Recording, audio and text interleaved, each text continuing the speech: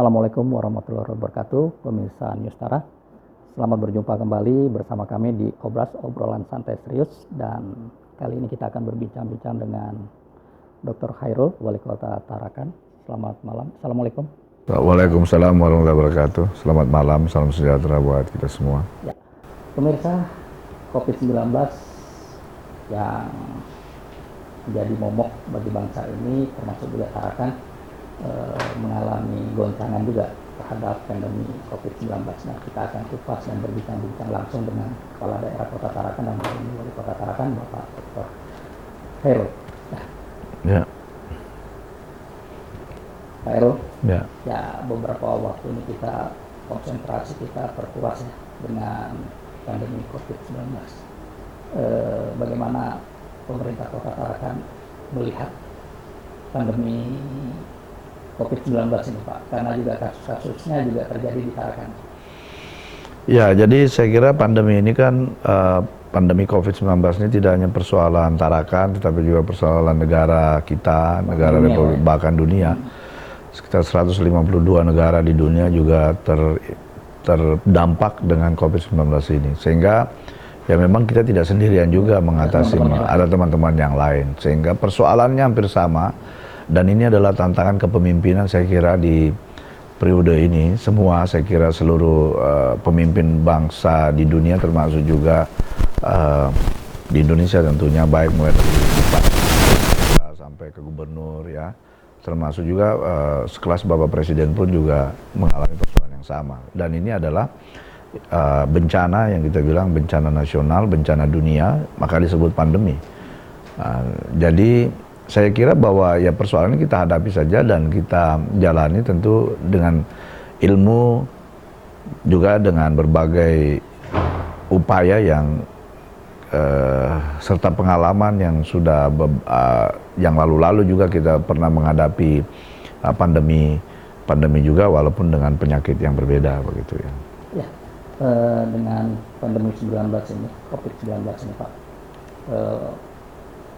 sok juga kan masyarakat Tarakan ini menghadapi ini? Atau bagaimana pandangan ya, saya lihat bahwa memang masyarakat ikan ini kan terbagi dua ya. Kalau terbagi dua ya memang saya lihat bahwa pertama masyarakat yang memang ada yang sangat peduli, yang sangat bahkan juga sangat terpukul, sangat shock karena mungkin sangat ketakutan dengan terjadinya pandemi ini ya. Tapi ada di satu sisi kelompok masyarakat yang lainnya juga biasa-biasa aja, mungkin karena tingkat pengetahuan mereka tentang COVID juga tidak terlalu banyak yang dia tahu. Bahkan ada yang bilang mana itu corona nanti kita lawan dia. Nah, ini kalau kami bilang bahwa pemahaman itu kan masih memang terbelah dua, dan saya kira di mana-mana pasti akan begitu. Setiap peristiwa apapun saya kira bahwa masyarakatnya akan selalu terbelah pada yang tadi yang ketakutan, dan juga yang sebenarnya juga easy going lah, masyarakat yang masa bodoh gitu ya. Dan pasti, tapi kalau kita lihat jumlahnya ya masih banyak orang yang peduli, yang takut ya, mungkin proporsi 80-20 lah ya. 20% memang selalu ada kelompok orang yang tidak peduli, yang selalu mau melanggar, yang selalu tidak taat. Itu saya kira di mana-mana di struktur masyarakat ini pasti ada yang begitu. Tidak mungkin 100% seperti itulah. Ya. Kembali Pak, tentang perilaku masyarakat terhadap penanganan COVID, khususnya pandemi ini kan membuat juga mereka shock juga pertama, terus juga tadi disampaikan ada sebagian masyarakat yang cukup peduli dengan ini. Kelompok ini perannya gimana Pak, menurut Bapak yang peduli tadi? Apakah mereka melindungi dirinya secara personal, keluarganya, ataukah ada upaya-upaya di tingkat bawah, misalnya lingkungan RT atau lingkungan kelurahan? Ini pandangan Bapak sebagai kepala daerah. Ya, saya kira masyarakat yang sangat peduli ini kan sangat membantu menurut saya, bahwa mereka bahkan sering mengusulkan kepada pemerintah daerah apa yang harus dilakukan, yang walaupun menurut kami kadang-kadang itu kena diliputi ketakutan yang luar biasa, sehingga sering menyebabkan usulan yang kadang-kadang radikal ya, sangat radikal, bahkan kalau kita lihat bahwa overprotective dan sebagainya. Sehingga tentu masyarakat semacam ini juga perlu kita berikan juga pemahaman juga bahwa sebenarnya menghadapi persoalan ini memang kita perlu serius, tetapi jangan panik ya. Kita perlu serius tapi jangan panik. Karena kalau kita panik, maka kita nggak bisa berbuat apa-apa. Biasanya kita diliputi ketakutan saja, tapi tidak, akal sehat kita kadang-kadang sudah hilang. Oleh karena itu, kami selama 3 bulan terakhir ini memang ya kita bekerja sistematis saja ya. Kita tentu melihat apa namanya secara proporsional begitu. Tidak kita anggap remeh, tapi tidak juga kita anggap sebagai sesuatu yang ya artinya sampai mengharuskan hidup kita harus berhenti begitu. Nah, oleh karena itu kita membuat segalanya menjadi proporsional. Pada saat memang ancaman itu ada, ya kita berikan lagi pengetatan. Tapi kalau pada saat misalnya ancaman itu agak kendor, ya kita juga kendorkan seperti itu. Jadi itulah yang strategi yang kita lakukan selama ini. Nah, di satu sisi memang saya bilang tadi bahwa ada memang masyarakat sejak awal. Yang pertama memang kadang mungkin tingkat pengetahuan, ya terutama rata-rata anak muda ini kan tingkat pengetahuan ya memang juga kadang-kadang dengan beraninya juga ya bahwa itu tidak ada masalah. Yang kedua memang ada juga orang yang terpaksa harus keluar karena memang harus mencari penghidupan ya. Kalau dia tidak bekerja, tidak keluar rumah, dia tidak dapat uang. Yang bisa work from home itu kan hanya misalnya ya rata-rata pegawai negeri mungkin ya, atau pekerja-pekerja perusahaan tertentu yang memang bisa bekerja dari rumah. Tetapi sebagian juga masyarakat kita ada memang yang harus keluar rumah untuk bekerja. Nah, ini juga fakta yang harus kita lihat, sehingga tentu pemerintah termasuk juga pemerintah daerah dan kepala daerah juga harus berpikir keras bagaimana supaya dua kepentingan ini, kepentingan yang selalu saya sampaikan, kepentingan pandemi dan kepentingan ekonomi. Dua masalah ini yang kita hadapi bersama-sama. Di satu sisi kita menghadapi pandemi, dan untuk pandemi kita harus membatasi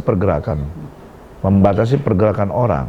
Tetapi kalau ini kita lakukan secara masif dan terus-menerus, tentu akan menyebabkan masalah di ekonomi. Sehingga dua ini kan yang jadi hal yang kita hadapi bersama.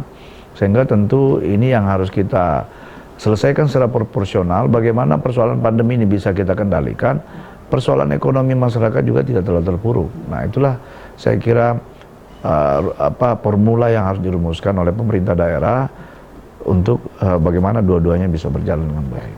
Bicara pandemi ini kan banyak juga yang berdampak ya Pak ya, baik itu masyarakat biasa, para pekerja, termasuk juga sektor-sektor ekonomi tentunya. Nah, program-program apa yang sudah dilakukan pemerintah Kota Tarakan dalam rangka membantu mereka agar tetap survive dalam menghadapi pandemi? Ya, beberapa sebenarnya yang paling pertama bahwa memang kita lihat awalnya kan persoalan COVID-19 ini adalah persoalan kesehatan. Ya, berawal menyebabkan krisis kesehatan, tetapi lama-kelamaan juga ya akan terakhirnya sekarang ini juga sudah berdampak kepada masalah ekonomi. Ya. Sehingga pemerintah seperti saya sampaikan tadi, bahwa di satu sisi harus melakukan upaya-upaya pencegahan supaya pandemi ini tidak meluas. Di sisi lain juga harus mengatasi orang yang sudah terkena yang ada di rumah sakit. Di sisi lain lagi juga harus mengatasi dampak ekonomi dari pandemi ini. Ya, misalnya orang yang sudah dirawat dan karantina dan sebagainya, termasuk juga beberapa pembatasan yang kita lakukan terhadap masyarakat tentu berimplikasi cukup luas terhadap ekonomi ini. Tapi itu adalah pilihan, memang pilihan pahit yang harus kita lakukan. Dan itu sudah berjalan. Nah, program menangani dampak ini memang pertama sih memang kalau kita yang memang menjadi kewenangan daerah seperti kepada sektor perhotelan, warung-warung, karena kita memang melihat mereka sangat terpukul, itu kita berikan sebenarnya insentif untuk pengurangan pajak daerah.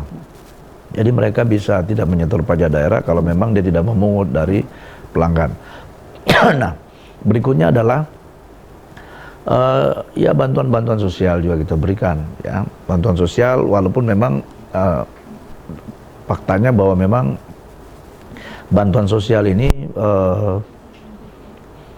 ada dari pusat, ada dari pemerintah provinsi dan juga ada dari pemerintah kota. Itu kita saling membantu dan saling menguatkan di dalam hal penanganan dampak ekonomi dari COVID-19 ini. Ya, berbicara COVID ini tidak bisa dilepaskan dari kesiapan institusi kesehatan ya Pak ya. Nah, eh, dalam penanganan yang baru lalu ini, sekian bulan ini, institusi dinas kesehatan yang ada di pemerintah Kota Tarakan udah siap ya Pak menangani itu dengan segala sumber daya manusianya, infrastruktur, dan termasuk juga manajemen. Iya, saya kira kalau teman-teman ini sudah terlatih, saya bilang di dalam penanganan wabah ini ya. Saya bilang tadi bahwa persoalan wabah ini kan tidak hanya baru skala kita hadapi, tetapi memang yang luar biasa saat ini kita ini kan menghadapi wabah virus corona ya, COVID-19, tapi juga kita menghadapi wabah virus media sosial. Dulu waktu kita menghadapi SARS, ya termasuk juga H5N1 flu burung kan media sosial kan belum sehebat sekarang, sehingga kadang-kadang ini kan lebih banyak orang komentar di media sosial yang juga kadang-kadang nggak paham situasi, juga cerita terlalu banyak begitu. Tetapi kami bekerja bukan berdasarkan perasaan, bukan berdasarkan opini ya, kita bekerja berdasarkan keilmuan, fakta dan data begitu. Nah, sehingga kalau kita lihat sekarang bahwa apa upaya yang dilakukan oleh teman-teman ini dari Satgas, khususnya misalnya di bidang kesehatan, upaya untuk melakukan tracing kontak, terus upaya-upaya kita untuk melakukan surveillance, mencegah penyebaran dan sebagainya, itu kan sudah cukup berhasil menurut saya ya, cukup berhasil. Artinya kita bisa membatasi klaster yang ada. Bahkan mungkin saking seriusnya teman-teman kesehatan ini, bahkan sekarang teman kesehatan ada juga yang korban sekarang ini, yang beberapa, yang catatan saya ini sudah 3 tenaga kesehatan di Tarakan yang terpapar yang positif COVID-19 ya, baik yang di rumah sakit termasuk juga yang di dinas yang melakukan tracing dan sebagainya. Tentu ini adalah upaya-upaya yang kita lakukan dalam rangka perjuangan teman-teman ini untuk mencegah meluasnya tadi pandemi ini. Dan kalau dalam penilaian saya ya sebagai kepala daerah itu, alhamdulillah saya kira kerja keras teman-teman di lapangan ini luar biasa, dan itu bisa kita memblokir, bisa memetakan setiap setiap klaster yang ada ya. Termasuk juga di rumah sakit, kalau kita lihat sekarang penanganan di rumah sakit, dari 2 rumah sakit yang menangani, baik rumah sakit umum daerah provinsi, termasuk juga rumah sakit umum Kota Tarakan. Kalau kita lihat sekarang angka sembuhannya kan sudah luar biasa. Dari 44 kasus yang kita rawat selama ini, kan sudah 32 kasus yang sudah sembuh. Sampai kemarin, saya belum dapat informasi yang hari ini, tetapi yang pasti dari 44 sekarang ada 32 kasus yang sudah sembuh. Itu menurut saya 30 dibagi 44 kan sekitar hampir 70% lebih ya, hampir 80%. Jadi ya artinya begini, penanganan ini kan cukup termasuk juga penanganan di rumah sakit itu cukup baik, dan kita sampai saat ini belum ada yang meninggal yang dirawat ya. Jadi kasus positif corona yang meninggal itu belum ada, sehingga ini juga menunjukkan bahwa kesiapan fasilitas kesehatan kita itu cukup baik. Termasuk setahu saya di awal-awal pandemi kemarin kita sudah melakukan simulasi di beberapa baik di rumah sakit provinsi maupun di rumah sakit kota, termasuk juga rumah sakit Bayangkara dan rumah sakit yang lain untuk melakukan dukungan kalau seandainya misalnya di rumah sakit provinsi, rumah sakit kota itu penuh misalnya. Dan kita sudah melakukan simulasi dan kita memperbanyak tempat isolasi. Jadi di rumah sakit provinsi menambah ruang isolasi cukup banyak. Di rumah sakit kota juga yang tadinya 18 kan sekarang sudah 48 tempat tidur. Di rumah sakit mungkin bisa expanded sampai 100. Jadi saya kira itu adalah di rumah sakit Bayangkara juga kalau sangat diperlukan juga bisa untuk 40. Jadi sudah kita siapkan semua skenario-skenario terburuk. Tapi alhamdulillah bahwa selama ini sempat dulu ya memang di awal-awal pada saat kita melakukan tracing yang masih di awal itu memang sempat penuh-penuh ini 2 rumah sakit, tapi sudah mulai turun ya. Alhamdulillah, mudah-mudahan sih bisa kita melihat walaupun di terakhir-terakhir ini juga masih kita temukan kasus, tapi kasus yang kita temukan memang sebenarnya adalah upaya kita dalam rangka memetakan, karena memang kita tidak dapat lagi kasus yang notifikasi khusus. Sekarang ini kita sedang melakukan random sampling di lapangan untuk daerah-daerah yang berisiko tinggi. Dan kalau kita ini sudah dimulai sejak kemarin bulan puasa. Kalau teman-teman lihat, teman media melihat itu tim dari Satgas melakukan misalnya rapid test di pasar, konsultasi masyarakat yang menurut kita sangat berisiko. Juga kemarin yang terakhir itu adalah di kelompok tenaga kesehatan, karena kita anggap juga teman-teman juga cukup berisiko, bahkan risikonya sangat tinggi. Dan memang akhirnya kan ketemu. Walaupun ini juga OTG, nggak ada gejala. Tapi kita tangkap karena itu juga dalam rangka nanti memetakan dan mempersiapkan dalam rangka the new normal itu. Oke, pemirsa, kita akan sambung kembali perbincangan dengan Wali Kota Tarakan Dr. Hairul. Anda masih bersama kami di Obras Obrolan Santai Serius.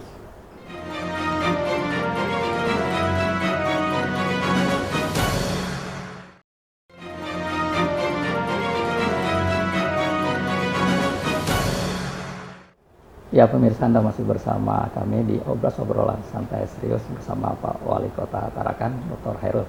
Ya kita lanjut nih perbincangan Pak Wali Kota. Ya upaya-upaya yang dilakukan oleh pemerintah Kota Tarakan sudah dilakukan secara maksimal seperti yang disampaikan dan diterangkan oleh Pak Wali tadi. Namun kadang-kadang masyarakat ini juga perspektifnya kadang-kadang juga membuat opini sendiri Pak Wali. Bahkan mereka tidak jarang juga membangun opini itu di media-media sosial sehingga kadang-kadang menimbulkan polemik, kontroversi. Nah, dengan kondisi seperti ini bagaimana seorang kepala daerah menyikapi opini-opini yang berkembang di media sosial, Pak? Ya, jadi sebenarnya media sosial ini kan menurut saya seperti pisau bermata dua ya. Kadang-kadang kita butuhkan untuk mendapatkan informasi yang benar, yang cepat. Saya misalnya contoh keluhan masyarakat tentang PDAM dan sebagainya. Kalau ada yang bocor biasa mereka laporkan di Facebook. Kadang-kadang ada yang capture ke saya lihat, oh ini kita langsung teruskan. Dan itu menurut saya adalah informasi kontrol masyarakat yang cukup baik, positif. Tapi di satu sisi yang saya bilang tadi bahwa masyarakat kita ini kan udah terbagi memang 20-80. Memang ada orang yang ya apapun yang kita lakukan itu selalu salah. Itu menurut saya di mana-mana selalu ada. Orang bersaudara aja kadang-kadang satu rumah ini, saya punya anak 4 ya masing-masing kadang-kadang dengan saudaranya pun nggak bagus cocok. Itu udah biasa. Jadi saya santai aja, saya malah nggak pernah baca. Saya nggak ikut-ikut misalnya di mana-mana. Kerja ya. Saya bilang kita bekerja pertama berdasarkan aturan, yang kedua berdasarkan ilmu, yang ketiga berdasarkan pengalaman. Jadi kita ini bekerja, misalnya seorang kepala daerah kan tentu masyarakat juga tidak mungkin menunjuk kalau dia tidak dianggap punya kapabilitas untuk itu. Kita yakini sajalah itu. Jadi kita bekerja bahwa kita bekerja berdasarkan pertama aturan, yang kedua tadi ilmu, yang ketiga itu pengalaman, yang keempat ya memang masalah yang kita hadapi, dan hal yang kita hadapi setiap saat ini kan berubah-berubah. Siapa yang pernah mengira dulu akan terjadi pandemi COVID sehingga orang berbosolan ya memang pandemi tidak pernah kita duga sebelumnya. Oleh karena itu dibutuhkan manajemen kontingensi dalam rangka, dari situlah mestinya seorang pemimpin dibutuhkan hadir, karena memang persoalan ini kan tidak pernah ada. Bagaimana kita mengatasi persoalan ini secara baik. Dan kita bekerja, semua tim ini bekerja selama 3 bulan penuh. Dan kalau teman-teman, ya saya tidak bisa bicara bahwa itu berhasil apa tidak. Tapi kalau kita lihat kasusnya, terus penanganannya, yang sembuh juga cukup baik, saya kira teman-teman sudah bekerja dengan baik. Bahwa ada orang yang tidak masih selalu apapun yang dilakukan, itu biasa lah. Kalau menurut saya sih, saya nggak pernah baca lah yang begitu-gitu ya. Saya jujur saya tidak ikuti itu perkembangan di media sosial. Ini pun terakhir-terakhir aja baru saya punya Facebook ini. Saya baru mulai buka-buka juga, karena kadang-kadang saya mau mensosialisasikan apa yang misalnya surat edaran sebagainya, ini baru saya mau berpikir bahwa saya juga harus menyampaikan langsung kepada masyarakat, menjawab kalau ada yang dia mau tanya seperti itu. Dan saya lihat bahwa media Facebook dan sebagainya itu juga perlu. Tetapi saya juga membatasi pertemanan kepada orang-orang yang menurut saya memang apapun yang dilakukan ya pasti juga dia selalu anggap itu nggak benar. Jadi buat saya itu nggak berpengaruh deh, nggak berpengaruh, dan saya tidak pernah mengganggu tidur saya, tidak pernah juga saya baca, memang malu saya baca gitu. Saya kalau yang tapi kalau misalnya ada masukan ya kita terimalah, namanya juga demokrasi, negara demokrasi ini ya orang boleh beropini, silakan berpendapat. Ya tadi ya kalau menurut saya ya kita kita jadikan hiburan aja lah. Kalau saya jarang. Grup-grup saya saja yang mohon maaf nih, saya punya grup itu mungkin puluhan, karena grup angkatan saya, grup saya dari SMA, grup itu pun kadang-kadang jarang saya baca. Kadang-kadang itu paling kalau saya lihat, ada teman ulang tahun, nah saya ucapin juga, atau ada yang teman berduka saya ucapin, begitu aja saya. Yang begitu-begitu aja saya biasa ikut nimbrung. Tapi saya di grup manapun, termasuk grup teman-teman, alumni dan sebagainya, jarang saya komentar. Saya bahkan Nggak pernah saya baca kadang-kadang, jarang saya baca itu. Ya, kembali Pak, dari data yang mungkin dimiliki oleh pemerintah kota saat ini, kan tadi sudah disampaikan ya, 80% sudah bisa tertangani yang proses sembuh, tapi ada kasus-kasus juga yang mungkin muncul, dan tadi juga diterangkan bahwasannya kita mengantisipasi titik-titik yang mungkin perlu perhatian ya. Nah, ini upaya apa Pak dalam rangka pemetaan ini? Artinya kalau nanti ada muncul kasus baru atau ada peningkatan di titik-titik yang mungkin sudah diprediksi, ini gimana nih pemerintah menyikapi? Jadi begini, memang sebenarnya kan sebelum ada isu new normal itu, kan new normal kan istilah yang baru kita disampaikan oleh Bapak Presiden, lalu semua sekarang terlalu semua orang menganggap bahwa new normal ini kembali seperti normal begitu. Tapi sebenarnya kami sebelum ada itu, kita sudah memang ada ancar-ancar 31 Mei kita akan lakukan evaluasi terhadap PSBB yang kita lakukan. Bukan berarti PSBB-nya berhenti ya, kita lakukan evaluasi. Langkah-langkah setelah ini, karena kita melihat juga orang kalau dikurung terlalu lama, itu juga bosan dia. Dan pasti dia akan ada upaya keluar gitu. Oleh karena itu, maka ini upaya keluar ini harus kita tata baik-baik, jangan sampai menjadi kontraproduktif. Maka Bapak lihat, kalau teman-teman lihat media, kita sudah pasang memang sejak PSBB kita kan 26 April sampai dengan 30 Mei kan itu sudah terpasang di mana-mana. Karena itu target saya, memang target kami di Satgas, bahwa di akhir Mei itu kita harus evaluasi. Dari perjalanan Maret sampai Mei itu harus kita evaluasi tingkat keberhasilan ini, dan terus upaya-upaya yang kita memang rencanakan dari awal akan kita lakukan pelonggaran. Sesuai rencana Pak ya, artinya penurunan grafik. Iya, jadi itu memang kita bilang bahwa keberhasilan itu kan nggak bisa dinilai dalam 2 minggu. Maka kami tidak pernah, walaupun dari misalnya dari kementerian itu menyatakan di SK PSBB itu kan disebutkan bahwa dilakukan PSBB itu mengikuti masa inkubasi terpanjang dan bisa diperpanjang lagi setelah masa inkubasi terpanjang. Makanya sekarang PSBB itu kan di 2 minggu diperpanjang. Karena itu masa inkubasi terpanjang menurut kita. Tetapi sekali lagi saya melihat bahwa persoalan PSBB ini kan sebenarnya lebih pada bagaimana mendisiplinkan masyarakat untuk taat menggunakan masker, taat mencuci tangan, taat physical distancing, taat melakukan social distancing. Kan itu yang paling penting sebenarnya dari PSBB itu. Orang dibatasi, toko dibatasi buka, orang dibatasi keluar, orang dibatasi di kendaraan. Itu tujuannya adalah tujuan akhirnya adalah PHBS, pola hidup bersih dan sehat. Yang kedua itu terjadinya physical distancing, jaga jarak itu. Nah, PSBB itu menurut saya ya walaupun 2 minggu agak sulit langsung, karena orang kan tidak semua mengerti tentang PSBB, tidak mengerti tentang, maka perlu namanya ada uji coba, ada tahapan sosialisasi, transisi sampai ke situ. Sehingga kami memang dari awal tidak langsung 1 bulan, memang 26 sampai 30 April, bahkan 1 bulan lebih, 26 April sampai dengan 31 Mei kan kemarin. 31 Mei itu adalah bagian untuk menilai, melakukan evaluasi. Walaupun sebenarnya berakhirnya itu adalah PSBB tahap ketiga itu pada 6 April. Tapi kita udah mulai menilai, di akhir 31 Mei kita udah evaluasi langkah-langkah yang akan kita lakukan.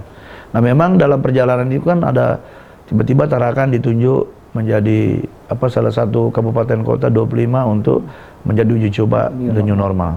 Terus habis itu hilang lagi. Kita nggak tahu. Tapi memang sekarang hampir semua gamang tentang new normal. Jadi kalau bertanya apa sih new normal itu? Saya jawabnya dalam masyarakat sebenarnya new normal itu adalah abnormal sebenarnya. New normal itu abnormal. Kita nih diajar untuk hidup abnormal. Abnormal karena biasanya kita kan yang normal kalau kita keluar nggak pakai masker. Sekarang kita harus pakai masker. Kalau kita pergi habis memegang sesuatu harus cuci tangan. Itu kan pekerjaan-pekerjaan yang sebenarnya yang sebelumnya tidak pernah kita lakukan dan sekarang kita lakukan. Makanya adalah bagian abnormal dari kehidupan kita. Termasuk juga physical distancing. Kan nggak pernah kita contoh sekarang sholat. Dulu kalau imamnya selalu bilang rapatkan dan luruskan shaf. Sekarang ini jarang-jarang shaf. Kan ini kan udah kehidupan abnormal yang kita jalani. Tetapi karena kehidupan abnormal ini diprediksi akan cukup lama sampai pandemi. Hitungan para ahli pandemi itu dan pengalaman kita dulu mengalami SARS dan H5N1 flu burung. Itu kan bisa sampai 2 tahun baru bisa declare bahwa betul-betul bebas. Setelah berakhirnya kasus itu, pemantauan surveillance sekian tahun, termasuk polio dulu, kita juga perlu butuh waktu sekian tahun untuk mendeklarasi bahwa kita udah bebas polio misalnya begitu. Termasuk SARS. Sehingga ini butuh waktu. Nah, karena tadi butuh waktu panjang, orang tidak mungkin dikurung terus di rumah. Sehingga kita silakan keluar, tetapi tadi mengikuti protokol kesehatan. Protokol kesehatan yang paling penting seperti tadi, pakai masker, cuci tangan, jaga jarak. Itu yang terutama. Kalau Bapak melihat Pak, dalam masa transisi ini, cukup siap nggak masyarakat Tarakan ini dengan new normal? Ya itulah, makanya kan ada tahapan sekarang. Kami kan sekarang ini masih tahapan PSBB. Jadi 6 April kan berakhir hari ini, kita perpanjang lagi 2 minggu. Tetapi 2 minggu itu adalah tahapan pelonggaran. Sudah, kita mulai tahapan bertahap nih. Yang kita longgarkan secara bertahap, ya mulai tanggal 2 sudah mulai kantor-kantor buka. Ya, pegawai sudah mulai masuk. Ya, kantor-kantor buka, sudah mulai bisa seluruhnya. Terus juga kantor pemerintah, kantor swasta, industri. Ya, terus kemarin tanggal 5 rumah-rumah ibadah sudah mulai orang sholat Jumat. Dan mungkin nanti hari Minggu saudara-saudara kita dari Nasrani sudah mulai juga beribadah. Termasuk nanti tanggal 8 mulai juga relaksasi untuk toko-toko yang tadi ini jamnya dibatasi, ada yang sampai jam 3, sampai jam 8, nanti semua buka sesuai, udah boleh buka sesuai jam operasionalnya. Protokol kesehatan tetapi protokol kesehatan tetap dijalankan. Ini memang bertahap. Kenapa bertahap?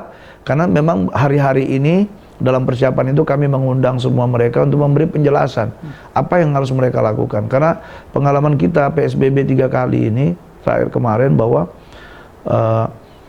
itu ternyata bahwa persoalan kita di dalam penerapan tadi, pendisiplinan itu masyarakat tidak paham. Tidak paham apa sih tujuan dari apa yang kita lakukan ini. Contoh misalnya, kita batasi mereka. Tidak boleh misalnya kendaraan 50% saja kapasitas. Betul dia isi 50%, tapi orangnya dempet-dempetan di dalam. Warung misalnya, ada kita bilang kemarin waktu di awal-awal, physical distancing 50% tidak boleh penuh. Ya memang 50%, misalnya kapasitas kursinya 10, dia isi 5, tapi 5 itu ngumpul. Nah ini kan pemahaman yang tidak paham. Padahal maksudnya diisi 5 itu supaya dia ngatur meja, supaya bisa ada physical distancing. Nah itu yang saya lihat belum. Oleh karena itu, sebelum kita melonggarkan, kita berikan mereka, ini mulai tadi ya, sudah mulai tadi toko, terus ojek online, driver online ya, termasuk mobil, termasuk ojek online, termasuk juga hotel-hotel, kita undang mereka. Contoh sekali lagi, mereka suruh ada tempat cuci tangan, benar ada tempat cuci tangan, dia kasih, kan periksa ada, hampir seluruh kantor, hampir semua sekarang ada tempat cuci tangan. Tapi tidak, misalnya orang mau masuk ke tempat itu tidak cuci tangan, nggak ada masalah. Nah ini yang kita memberikan pemahaman bahwa itu bukan sekedar syarat formal, tetapi itu betul-betul siapa. Nah sekarang ini di tahapan relaksasi ini kita minta siapa penanggung jawabnya. Untuk misalnya ada tamu datang atau orang mau belanja, siapa yang menyuruh dia untuk cuci tangan. Cuci tangannya pun ternyata juga kalau kita lihat, perhatikan, kami amati, ternyata beda-beda juga. Ada cuman pakai sabun, cuci-cuci begini, atau ada juga nggak pakai sabun, langsung selesai. Nah padahal yang diinginkan secara protokol kesehatan itu cuci tangan kan juga ada caranya. Kasih sabun, tercuci begini, habis itu punggung tangan kiri, habis itu ibu jari ini karena tidak kena, habis ini sama kuku-kuku. Itu yang, tapi kan tidak semua melakukan begitu. Oleh karena itu kita, para pengawasnya itu, kita juga sekarang tidak hanya syarat formal, oh ya harus ada apa namanya, cuci tangan, tapi bagaimana semua orang yang memang mau masuk ke tempat usaha itu betul-betul ditekankan harus mengikuti prosedur itu. Nah ini yang sedang kita lakukan di dalam tahapan relaksasi ini, supaya nanti setelah kita di ujung misalnya 1 bulan atau 2 bulan terakhir nanti semua sudah terbiasa, dan itu ya tentu kita akan relaksasi benar-benar begitu. Oke, awalnya nanti perbincangan akan kita lanjutkan. Pemirsa, Anda masih bersama kami di Obras, obrolan santai serius.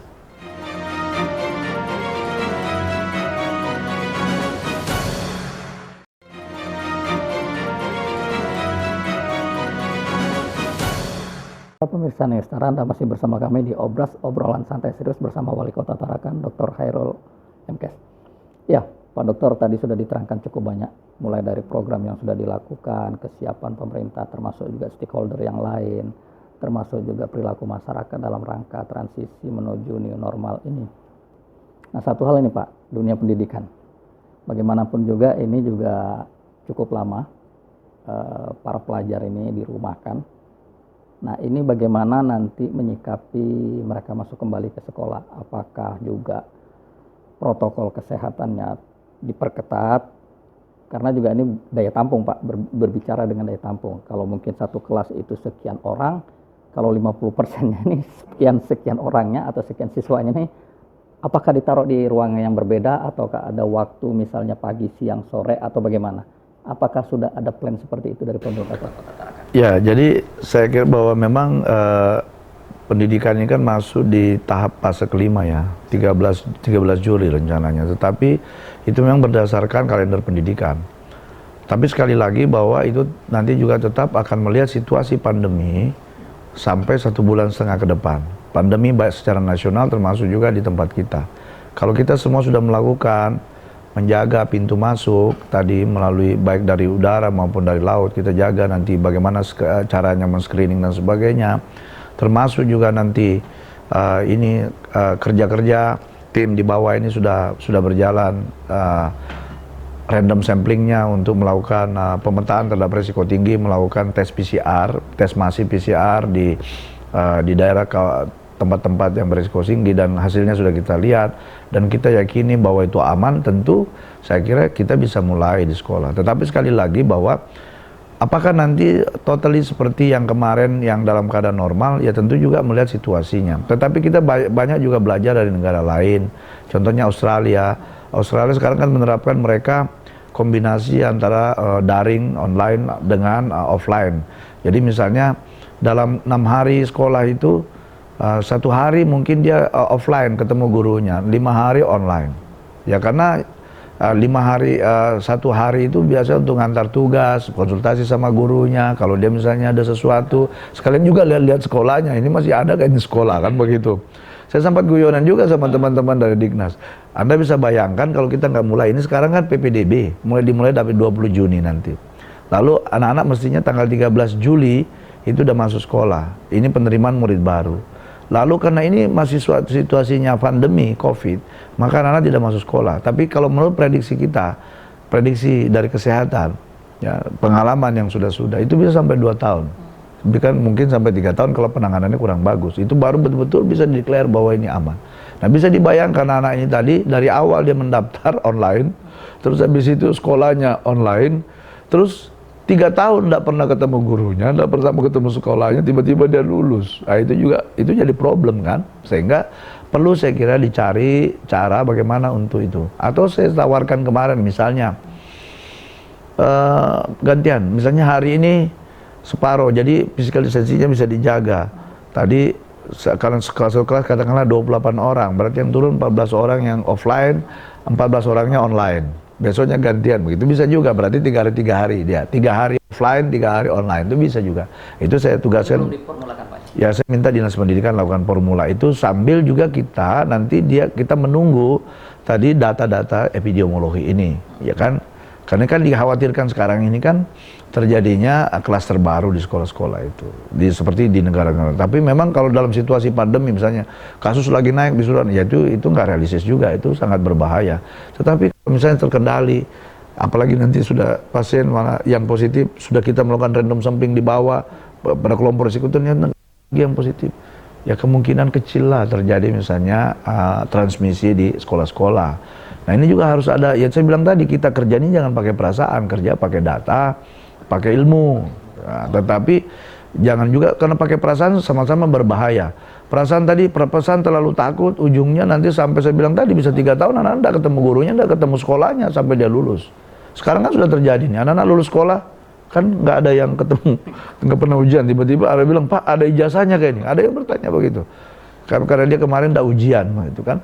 Nah, ini saya kira bisa kita juga belajar dari banyak negara. Memang ada juga negara yang mensekolahkan anak-anak tiba-tiba terjadi penularan di satu sekolah. Bahkan di Indonesia juga pernah ada yang akhirnya terjadi klaster baru, anak-anak tertular sampai berapa puluh orang, sampai 70. Itu ya memang, ya kalau dalam situasi puncak kasus di anak-anak disuruh sekolah itu tidak realistis menurut saya. Ya, jadi memang kita nanti akan melihat situasi sampai 1 bulan ini kan masih ada waktu 1,5 bulan ke depan, kita lihat. Dan juga saya sudah minta kepada Dinas Pendidikan beserta jajaran untuk memformulakan seandainya kita lakukan dikombinasi antara offline dan itu, apa yang harus dilakukan misalnya pada saat di offline, apakah dia atau kalau cuma 1 hari dia turun, kan bisa juga apa, misalnya kan ada 3 kelasnya, kelas 1, 2, 3 ya, rata-rata satu hari dalam seminggu begitu ya untuk ketemu gurunya, itu apa yang dilakukan. Nah itu juga harus diformulakan. Ya memang COVID-19 mengajarkan kepada kita banyak hal ya, oleh karena itu disinilah kita berkreasi bagaimana bisa keluar dari problem ini dengan tetap ya kita bisa mengatasi masalah ya, bisa mengatasi masalah yang saya bilang tadi, persoalan pandemi bisa diselesaikan, persoalan ekonomi juga bisa diselesaikan. Nah itulah dibutuhkan kreativitas, dibutuhkan sebenarnya kerja-kerja untuk kita bagaimana menyelesaikan itu. Lalu yang seperti tadi bahwa tapi juga kalau terlalu berani seperti tadi misalnya dalam situasi kasus lagi naik terus kita ya itu juga berbahaya juga. Makanya kita kerjanya pakai data, jangan pakai perasaan. Kalau pakai perasaan nggak akan selesai masalah ini. Seperti tadi perasaan takut terus. Nah sekarang hasil survei KPAI, Komisi Perlindungan Anak Indonesia, itu di survei orang tua 80% tidak setuju anaknya masuk sekolah bulan Juli. Tapi di survei anak-anak 60% mau masuk sekolah. Ini kan jadi satu problem menurut saya. Jadi inilah bagaimana kita meramu ini supaya bisa dua-duanya. Karena ini anak-anak juga terlalu lama ya. Angkat kaki sana ini mereka berapa bulan ke sekolah. Tapi itu juga harus hati-hati. Jadi harus hati-hati. Makanya kalau saya ditanya ya kita masih tetap pada kalender pendidikan, tetapi ada waktu bulan lebih ini sebab kita terus melakukan kerja-kerja di lapangan untuk bagaimana memetakan betul-betul bahwa sudah tidak ada lagi transmisi lokal, terus mungkin imported cases bisa kita tanggulangi. Ya kenapa kita masih takut begitu kalau itu terus mungkin tetap dijaga bagaimana menjaga physical distancing. Memang anak-anak agak sulit kalau misalnya social distancing, tetapi itu juga bisa dilakukan. Nah memang bagaimana supaya dia tidak ikut kendaraan umum dan sebagainya. Nah kalau itu bisa dilakukan dengan baik, ya saya kira itu tentu kita tidak perlu terlalu takut berlebihan. Tapi memang kita tidak anjurkan misalnya anak-anak itu turun sekolah nanti pakai kendaraan umum, pakai ojek, pakai apa itu mungkin, atau dia lewat angkot, itu nanti kan akan kita pertimbangkan lah maksud saya. Jadi atau bisa juga misalnya yang jauh-jauh dia online, yang dekat-dekat bisa offline. Jadi itu kan perlu kreativitas. Jadi jangan kehilangan akal. Dan memang jangan panik, karena memang kalau panik itu akal sehatnya sudah hilang. Makanya kita memang selama ini bekerja kita by data. Tapi alhamdulillah kan kita lihat tren ini ya. Dan kemarin juga kita diunjukin new normal, kita bilang kita menuju tahapan new normal. Kita betul-betul sampaikan dulu dengan teman-teman pelaku usaha ini jangan sampai blunder gitu ya. Dan saya sudah sampaikan kalau Bapak blunder, misalnya terjadi di situ penularan kasus, Bapak juga rugi karena pas kita karantina semua itu termasuk usaha Bapak, termasuk karyawan semua kita karantina. Dan karantina itu paling cepat 2 minggu. Dan itu akan merugikan. Dan kalau yang positif harus dirawat sampai sebulan. Kadang-kadang ada yang 2 bulan belum sembuh sampai sekarang. Nah contoh sekarang dinas kesehatan, teman-teman di kesehatan. Karena ada yang positif, kayaknya work from home semua. Orangnya yang tadi yang kontak di karantina semua. Tapi kan masih tidak masalah karena pegawai negeri. Bagaimana kalau itu swasta? Kosnya bagaimana? Nah ini yang saya juga sampaikan dengan teman-teman pengusaha, bahwa apa yang kita lakukan ini bukan untuk kepentingan pemerintah sebenarnya, untuk kepentingan Bapak. Tapi kalau terjadi kasus, maka kita berlakukan undang-undang karantina. Bapak kan kita semua di situ akan kita lakukan tindakan intervensi sesuai undang-undang. Nah oleh karena itu upaya-upaya pencegahan, bagaimana protokol kesehatan ini betul-betul dipatuhi supaya tidak terjadi transmisi itulah perlu kerjasama. Kami jujur kita tidak mungkin bisa mengawasi seorang setiap saat. Bahkan menurut saya ada kemarin kita larang sholat berjamaah karena kita lihat situasi pandemi masih, tapi ada ya dengan keyakinan sendiri dia matikan lampu, dia sholat tarawih. Waduh, aku bilang ini kan dia bodohin dirinya sendiri, bukan seolah-olah mengelabui tugas, tetapi Menurut saya justru dia kelabui dirinya, kan apa yang kita lakukan bukan untuk pemerintah kok, untuk mereka sendiri. Kami yang paling kalau ada yang sakit ya kami karantina aja, kan gampang, kan susah amat gitu, kita karantina, tapi kan rugi. Lalu akhirnya keluarganya sulit, semua sulit. Jadi memang ini yang selalu kami beri pemahaman bahwa apa yang kita lakukan ini bukan untuk kepentingan pemerintah. Kenapa pemerintah peduli? Karena ya seperti tadi, kenapa sih padahal ada penyakit mungkin yang lebih mematikan sekarang daripada COVID. COVID itu angka kematiannya 3% ya secara dunia ya, incident rate dunia. Nah, ya ada penyakit misalnya jantung, kalau kena mati dia, sebentar dia mati. Kematian tertinggi di Indonesia itu kan masih penyakit jantung sampai sekarang. Tetapi kenapa pemerintah tidak melakukan intervensi yang luar biasa terhadap penyakit jantung? Karena kalau penyakit jantung kan nggak menular, kau penderita kau sendirilah, itu nggak ada masalah. Tetapi kalau seperti penyakit menular, kalau bapak nggak peduli, itu orang lain juga bisa terdampak. Itulah makanya pemerintah ikut di situ. Tapi kalau udah kasih tahu, udah begini ya, pertama nanti akan ada hukuman masyarakat. Seperti contoh sekarang, mohon maaf nih, ada dunia usaha begitu dilakukan sampling rapid ternyata ada positif, kan ribut, terus tiba-tiba bocor misalnya. Kan tidak ada orang mau beli di situ, orang pada ketakutan semua. Itu hukuman sosial, masyarakat tahu begitu langsung dihukum. Nah, sehingga saya kira ini kepentingan ini bukan kepentingan pemerintah. Ini adalah kepentingan masyarakat, kepentingan rakyat, kepentingan dunia usaha. Sehingga mari bersama-sama kita bekerja dengan tidak saling membodoki. Jadi jangan seolah-olah kita ini, wah dia senang mengalami pemerintah, lalu dia merasa jadi menang. Padahal dia bodoki dirinya sendiri.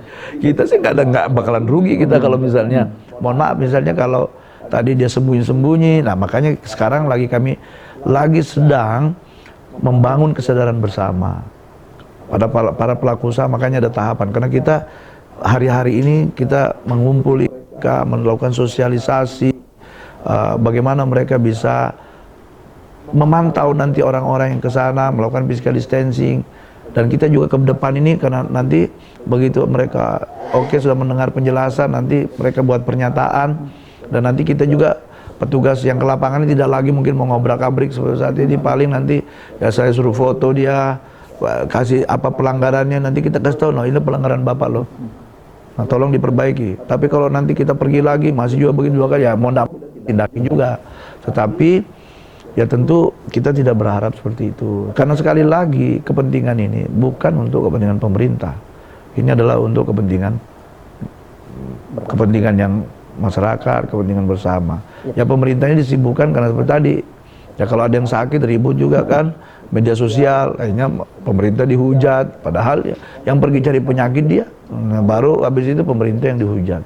Jadi saya kira itu yang sekarang kami sedang lakukan dalam rangka pelonggaran PSBB menuju new normal itu, new normal life. Sekarang kita sedang melakukan sosialisasi, memastikan bahwa semua teman-teman pelaku usaha ini memahami apa sebenarnya protokol kesehatan itu, sehingga bukan hanya sekedar formalitas, ya bukan hanya sekedar administrasi, tapi betul-betul dilaksanakan dalam rangka tadi memang upaya untuk memutus mata rantai penularan. Ya. Gitu. Tidak terasa nih Pak Wali, perbincangan kita cukup menarik ini. Tentu saja peran kabupaten juga ini berdampak juga ya Pak ya. Dan nanti akan new normal ini juga salah satu yang dibuka adalah moda transportasi. Singkat saja Pak, ini bagaimana nanti Tarakan menyikapi, karena juga Tarakan sebagai kota transit ya. Ini bagaimana kesiapan pemerintah dengan segala instrumen yang dimiliki? Yang pertama sebenarnya, jadi apa yang kita lakukan selama ini kan mengacu pada Permenhub, ya Permenhub 25 tahun 2020, termasuk juga edaran Satgas Nasional, gugus tugas nasional tentang pembatasan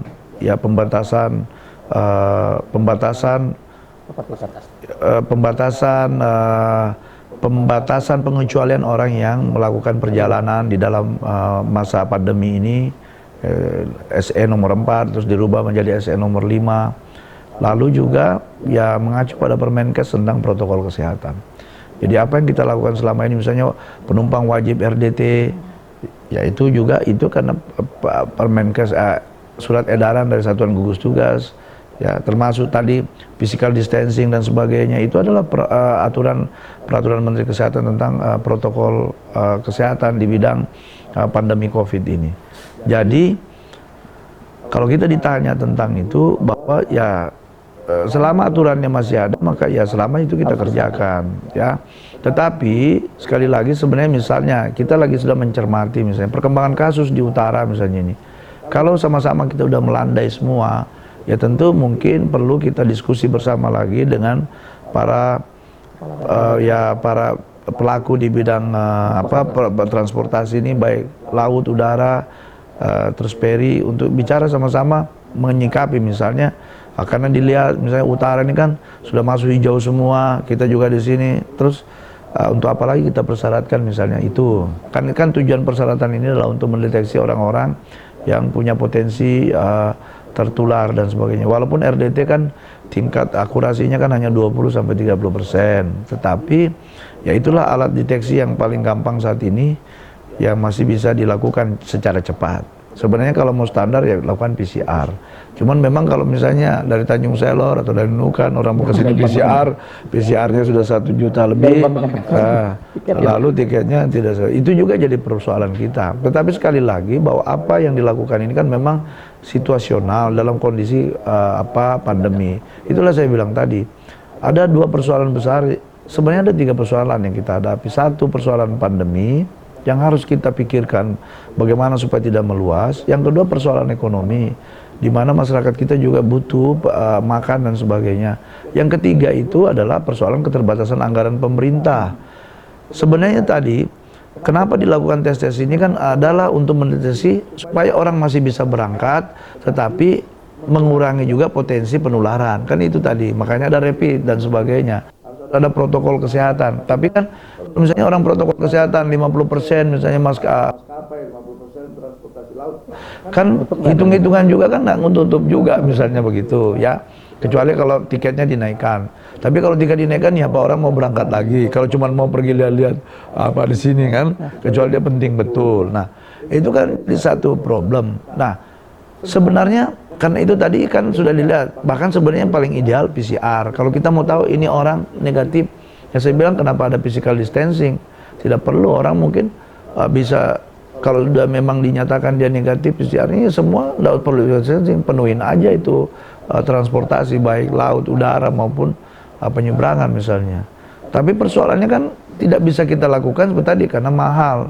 Tapi ada pertanyaan lain, kenapa enggak pemerintah aja mensubsidi? Lah itulah masalahnya, karena duit kita juga nggak punya, terbatas.